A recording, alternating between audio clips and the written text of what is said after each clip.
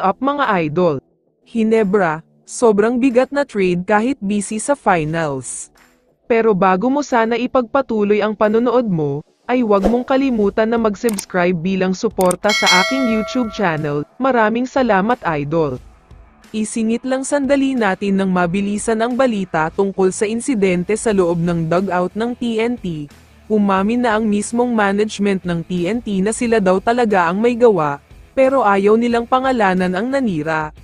Pero sinisigurado nila na siya daw ang magbabayad ng mga damage o nasira sa MOA, at may disciplinary action daw na gagawin sa player na ito para mag-learn ng lesson. Ang speculation ng lahat ay si Poy Aram. Bagamat walang kumpirmasyon kung siya nga ba talaga ang may gawa, pero mukhang siya ang pinakaposibleng nanira ng dingding, dahil nga pinagsisipa niya ang mga bag sa dugout, kaya malamang sa malamang ay siya nga talaga. Samantala, talakayin na natin ngayon ang balita tungkol sa Barangay Hinebra. Alam naman nating lahat na nasa finals sila ngayon, pero hindi pa rin daw sila satisfied na ngayong conference lang sila makakapasok sa finals. Next conference kasi ay Philippine Cup na. Ibig sabihin ay wala na si Justin Brownlee na bumubuhat sa kanila, kaya ang gusto daw nila ay makakuha ng isang superstar, para sigurado na silang makakapag-finals next conference.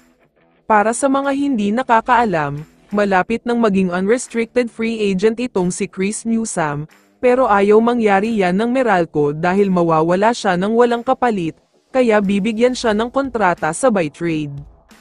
Matagal na daw gustong kunin ni Coach Tim itong si Chris Newsome, super fan daw talaga siya ng laro ni Nunyu, matindi ang depensa at mataas ang basketball IQ, kaya naman sobrang saya daw kung makukuha niya ito. Handa daw si Coach Tim na bitawan ang kanyang magaling na role player na si Ralph Ko.